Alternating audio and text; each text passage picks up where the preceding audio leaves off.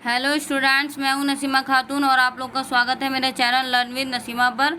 आज मैं आप लोग के लिए लेकर आई हूं class 11th political science first book का चैप्टर नंबर 8 स्थानीय शासन। ठीक है, स्थानीय शासन आप लोग का मोस्ट इम्पोर्टेंट चैप्टर है, तो हम अपने चैप्टर को स्टार्ट करते हैं। तो इसमें से फर्स्ट क्वेश्चन बनता है, वो बनता है कि स्थानीय शासन क्या है।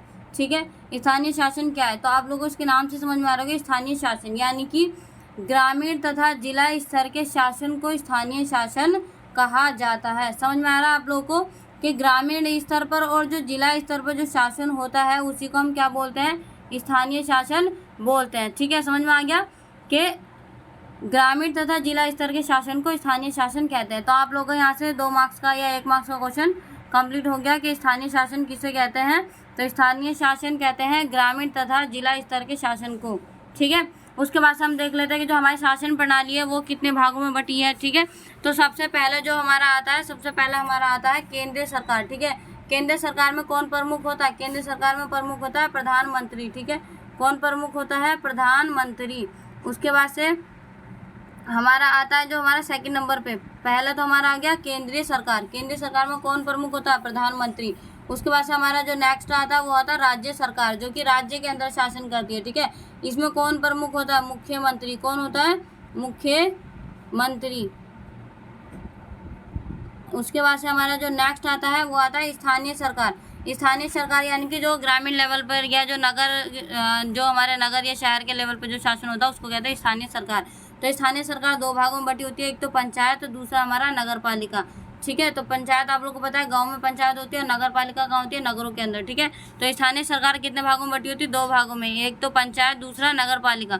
समझ में आ गया आप लोग को कि सबसे पहले होती है केंद्र सरकार, उसके बाद से राज्य सरकार, उसके बाद से स्थानीय सरकार। ठीक है, उसके बाद से हम अपने नेक्स्ट टॉपिक पे चलते हैं, स्थानीय शासन की आवश्यकता। ठीक है, यानी कि स्थानीय शासन की आवश्यकता हमें क्यों है? स्थानीय शासन की आवश्यकता क्यों है? हमें जो स्थानीय लेवल का जो शासन होता है, स्थानीय स्तर का जो शासन होता है उसकी आवश्यकता क्यों है? तो इसका जो फर्स्ट पॉइंट हो जाएगा वो फर्स्ट पॉइंट क्या हो जाएगा कि स्थानीय शासन आम जनता के सबसे नज़दीक का शासन है। स्थानीय शासन क्या होता है? हमारे आम जनता के नज़दीक का शासन होता है। यानी कि आम जनता क्या होती है, इसके बहुत ज़्यादा नज़दीक होती है। उसको कोई भी समस्या होगी वो डायरेक्ट जाके स्थानीय शासन में सोल्व करा सकती है, जैसे कि ग्राम पंचायत में। ठीक है, जिला पंचायत में, वहाँ पर जाके वो अपनी किसी भी समस्या का समाधान करवा सकती है। इसलिए हमें क्या होती है, स्थानीय शासन की आवश्यकता होती है, क्योंकि यहाँ पर क्या होता है, जनता जो होती है वो क्या होती है, सबसे नज़दीक होती है शासन के। ठीक है, उसके बाद से हमारा जो नेक्स्ट पॉइंट आता है, नेक्स्ट पॉइंट है मजबूत लोकतंत्र व्यवस्था कायम करने के लिए। अगर हमें एक मजबूत लोकतांत्रिक व्यवस्था चाहिए तो हमें क्या करना पड़ेगा? हमें स्थानीय शासन की आवश्यकता पड़ेगी। हमें अपने लोकतंत्र को मजबूत करना है तो हमें किसकी आवश्यकता पड़ेगी? स्थानीय शासन की आवश्यकता पड़ेगी। ठीक है, क्योंकि जो सबसे छोटी इकाई होती है वो क्या होती है? स्थानीय शासन। और लोग जो ज़्यादा जुड़े होते हैं वो किससे जुड़े होते हैं? स्थानीय शासन से। लोग गांव के, नगरों के लोग जुड़े होते हैं। ठीक है, उसके बाद से हमारा नेक्स्ट पॉइंट आ जाता है जन कल्याणकारी कार्यों को सफल व तीव्र गति से करने हेतु मतलब करने के लिए, यानी कि जितने भी जन कल्याणकारी जो कार्य होते हैं, यानी कि जो जनता के भलाई के लिए जितने भी कार्य होते हैं उनको अगर हमें सफल तरीके से और तीव्र गति से यानी कि तेज गति से करना है तो हमें किसकी आवश्यकता होती है? स्थानीय शासन की आवश्यकता होती है। क्योंकि स्थानीय शासन एकमात्र ऐसा शासन है जिसके वो क्या होती है, पूरे हर जगह की नॉलेज होती है। मतलब कि गांव में कितने लोग हैं, कितने शादीशुदा हैं, मतलब सारी नॉलेज इन लोगों के पास होती है, तो आसानी से हम कोई भी जन कल्याणकारी कार्य कर सकते हैं। इसलिए हमें किसकी आवश्यकता होती है? स्थानीय शासन की आवश्यकता होती है। उसके बाद हम अपने नेक्स्ट पॉइंट पर चलते हैं कि समस्याओं का समाधान शीघ्र व कम खर्च में होना। यानी कि हमें संविधान की आवश्यकता इसलिए भी है कि अगर हमें कोई समस्या है और अगर हमें उसका समाधान करवाना है तो हम उसका समाधान जल्दी से और कम खर्च में करवा सकते हैं। किसके द्वारा? स्थानीय शासन के द्वारा। इसलिए भी क्या है, हमें स्थानीय शासन की आवश्यकता है। ठीक है, समझ में आ रहा है कि समस्याओं के समाधान के लिए हमें किसकी आवश्यकता होती है? स्थानीय शासन की आवश्यकता होती है। उसके बाद से हमारा नेक्स्ट पॉइंट है सामान्य नागरिकों की प्रतिनिधियों तक पहुंच के लिए। ठीक है, हमें स्थानीय शासन की आवश्यकता क्यों होती है? कि जो सामान्य नागरिक यानी कि जो हम जैसे आम जनता जो है, आम जनता कि अपनी समस्या को लेकर प्रधानमंत्री के पास तो जाएगी नहीं, या फिर मुख्यमंत्री के पास तो जाएगी नहीं। अपनी समस्याओं का समाधान वो पहले किसके पास जाके करवाएगी? जो उसके प्रतिनिधि हैं, जिसको उसने वोट दिया, उनके पास जाएगी। जो उसके विधायक वगैरह, सांसद वगैरह, या फिर जो ग्राम पंचायत मुखिया जो है, उन लोगों के पास जाएगी ना, ताकि अपनी समस्याओं का समाधान करा सके। और वो लोग क्या है? उसके प्रतिनिधि हैं। तो इसमें क्या होता है? सामान्य नागरिकों की प्रतिनिधियों तक पहुंच के लिए हमें किसकी आवश्यकता होती है? स्थानीय शासन की आवश्यकता होती है। उसके बाद हम अपने नेक्स्ट पॉइंट पे चलते हैं कि आपसी सामंजस्य व सफल प्रशासन के लिए। अगर हमें अपना सफल प्रशासन करना है, ठीक है, हमें क्या करना है? सफल प्रशासन अगर बनाना है भारत का, तो हमें किसकी आवश्यकता होगी? स्थानीय शासन की आवश्यकता होगी, ठीक है। और आपस में सामंजस्य बनाने के लिए, सामंजस्य का मतलब होता है तालमेल बनाने के लिए। जैसे कि गांव में लड़ाई झगड़े ना हो, लोग आपस में लड़े ना छोटी छोटी चीज़ों को लेकर, उनके बीच में जो अगर छोटे छोटे वाद विवाद हो तो वो वहीं पर गांव में ही सुलझ जाए, उन्हें कोर्ट वगैरह ना जाना पड़े, ठीक है। तो आपसी सामंजस्य और सफल प्रशासन के लिए हमें किसकी आवश्यकता होती है? स्थानीय शासन व्यवस्था की आवश्यकता होती है। उसके बाद हमारा नेक्स्ट पॉइंट है कि स्थानीय स्तर की आर्थिक और राजनीतिक भागीदारी सुनिश्चित करने के लिए, यानी कि जो स्थानीय स्तर के जो लोग हैं वो भी क्या करें? राजनीति में भागीदारी करें, आर्थिक रूप से भागीदारी करें। इसको सुनिश्चित करने के लिए भी हमें किसकी आवश्यकता होती है? स्थानीय शासन की आवश्यकता होती है, ठीक है। तो ये 4 मार्क्स में आप लोग को क्वेश्चन आता है, तो आप मैक्सिमम 4 पॉइंट्स लिख देंगे तो आप लोग का ये हो जाएगा कंप्लीट। मैंने आप लोग को मैक्सिमम 6-7 पॉइंट करवा दिए। तो आप लोग एक बार रिवाइज कर लीजिए कि जनता सबसे नज़दीक होती है स्थानीय शासन के, दूसरा के लोकतांत्रिक व्यवस्था को कायम करने के लिए, तीसरा इसमें हो जाएगा कि कल्याणकारी कार्यों को सफल तरीके से करने के लिए, उसके बाद से चौथा हो जाएगा समस्या को समाधान करने के लिए, वो भी कम पैसों में। फिर उसके बाद से पाँचवा हो जाएगा कि प्रतिनिधियों तक पहुंच के लिए। उसके बाद से छठा हमारा हो जाएगा सामंजस्य बनाने के लिए और सफल प्रशासन के लिए। उसके बाद से छठा हो जाएगा हमारा कि राजनीतिक भागीदारी सुनिश्चित करने के लिए हमें किसकी आवश्यकता होती है? स्थानीय स्तर के शासन की आवश्यकता हमें होती है, ठीक है। समझ में आ गया आप लोग को ये? उसके बाद हम अपने नेक्स्ट टॉपिक पे चलते हैं। नेक्स्ट टॉपिक है हमारा स्थानीय शासन के विषय, ठीक है। स्थानीय शासन के विषय यानी कि स्थानीय शासन में कौन कौन से टॉपिक आते हैं, कौन कौन से विषयों पर वो काम करती है, ठीक है। तो 1 मार्क्स का क्वेश्चन आप लोग का यहाँ से बनता है कि स्थानीय शासन के विषय कौन कौन से हैं। तो पहला विषय क्या होता है? पहला पॉइंट हमारा इसमें हो जाएगा आम नागरिक की समस्या एवं उनकी रोजमर्रा की जिंदगी स्थानीय शासन का विषय है, ठीक है। समझ में आ रहा है कि उनकी जो समस्या होती है आम नागरिक की और उनकी जो रोजमर्रा की जिंदगी जो होती है वही क्या होती है? स्थानीय शासन का विषय होती है। जैसे कि पहला पॉइंट हमारा इसमें हो जाएगा पेयजल यानी कि पीने योग्य पानी। उसके बाद से सड़क, शिक्षा, कृषि, ये किसके अंदर आती है? स्थानीय शासन के विषय में आती है, ठीक है। उसके बाद से हमारे लघु उद्योग हो जाएंगे, महिला बाल विकास हो जाएगा, और भी बहुत सारे टॉपिक है जो कि क्या आते हैं? स्थानीय शासन के विषय में आते हैं। समझ में आ गया? स्थानीय शासन विषय क्या होता है बच्चों? स्थानीय शासन का जो विषय होता है वो होता है नागरिकों की समस्या और उनकी रोजमर्रा की जिंदगी, जैसे कि पानी पीने का, सड़क, शिक्षा, कृषि, महिला बाल विकास, उद्योग वगैरह, ये छोटी छोटी चीज़ें जो स्वास्थ्य, ये सब किसके अंदर आ जाएगा? स्थानीय शासन के विषय के अंदर आ जाएगा, ठीक है। उसके बाद से हम अपने नेक्स्ट टॉपिक पे चलते हैं। नेक्स्ट टॉपिक है हमारा कि भारत में स्थानीय शासन का विकास, कि भारत के अंदर स्थानीय शासन का विकास कैसे हुआ। जो हमारा चैप्टर हम पढ़ रहे हैं स्थानीय शासन, इसका विकास कैसे हुआ, कैसे ये भारत के अंदर आया, कैसे लोगों ने इसको अपनाया, ठीक है, वो हम इसमें पढ़ेंगे। तो हमारा जो पहला पॉइंट है भारत में पहले से शासन चलाने वाली सभा मौजूद थी। यानी कि जब स्थानीय शासन नहीं होता था तभी क्या हुआ था? भारत में छोटे छोटे ऐसे सभाएं बनी हुई थी जो कि क्या करती थी? शासन को चलाती थी, ठीक है, ग्रामीण लेवल पर।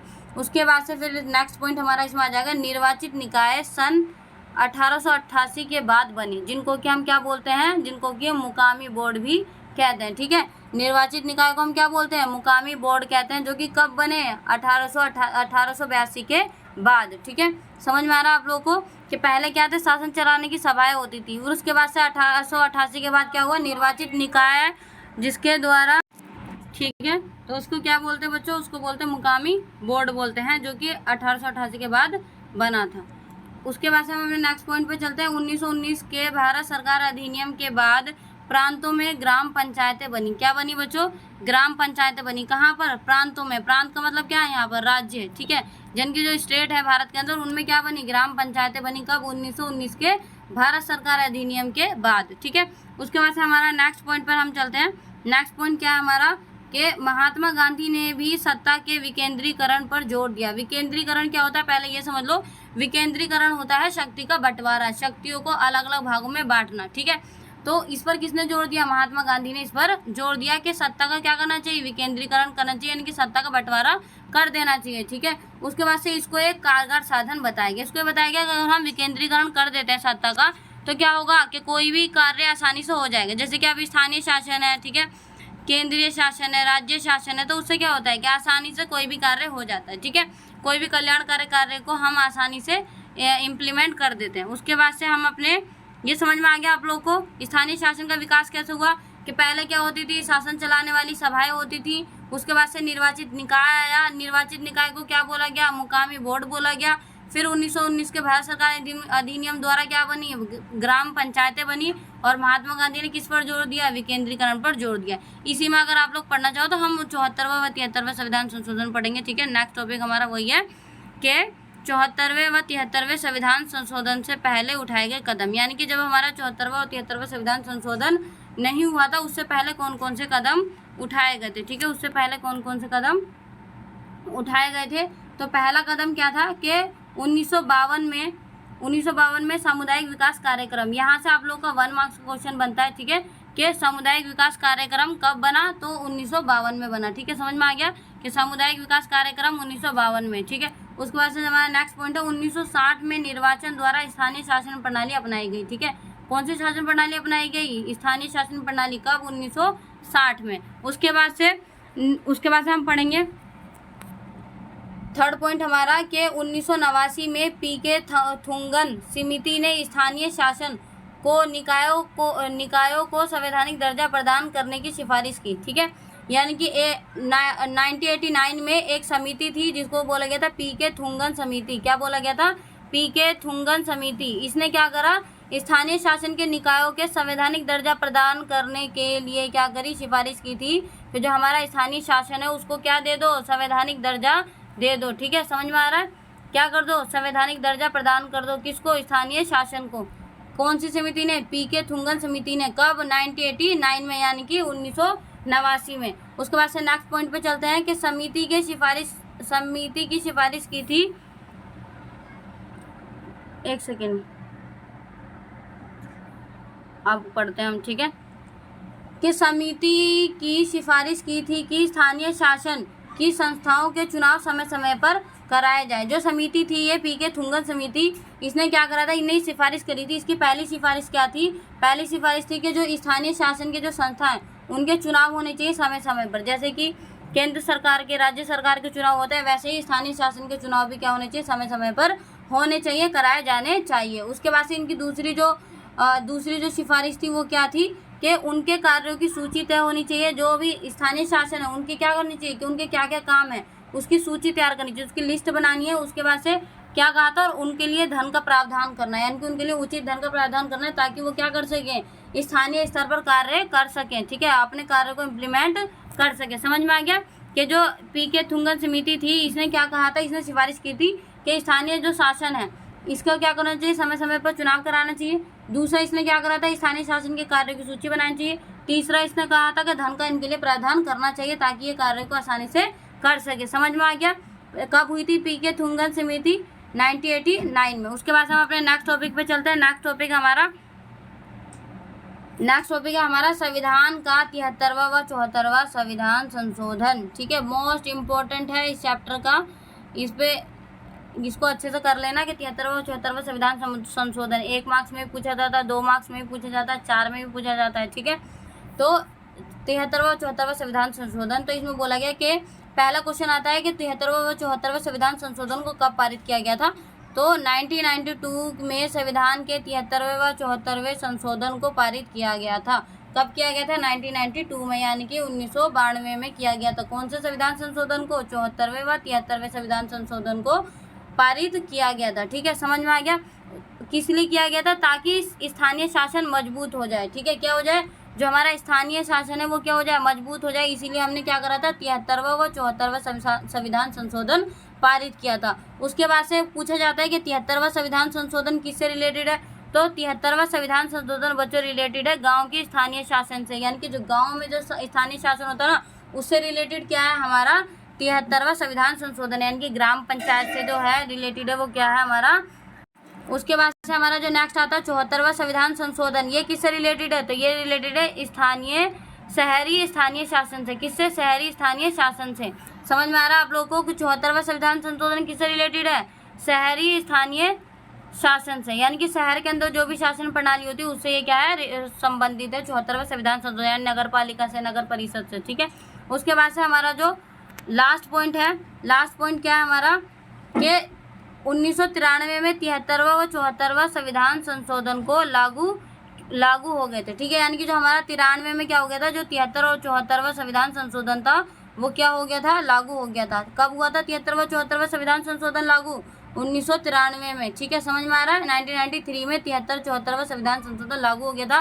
73वां किससे रिलेटेड था? गांव से रिलेटेड था। 74वां किससे रिलेटेड था? शहर से रिलेटेड था। कब पारित किया गया था? 1992 में पारित किया गया था। क्यों किया गया था? स्थानीय शासन को मजबूत करने के लिए इस 73वां व 74वां संविधान संशोधन पारित किया गया था। समझ में आ गया। ये हमारा चैप्टर का लास्ट, यहीं पर हमारा चैप्टर क्या हो जाता है, समाप्त हो जाता है। और ये हमारे चैप्टर का फर्स्ट पार्ट है। सेकंड पार्ट में जल्द लेके आऊँगी। और अगर आप लोग को मेरी वीडियो अच्छी लगी हो तो लाइक करें, शेयर करें और मेरे चैनल को सब्सक्राइब करें ताकि मेरे से जुड़े रहें, आप लोग को मेरी अपडेट मिलती रहे। और दूसरा, thanks for watching my video.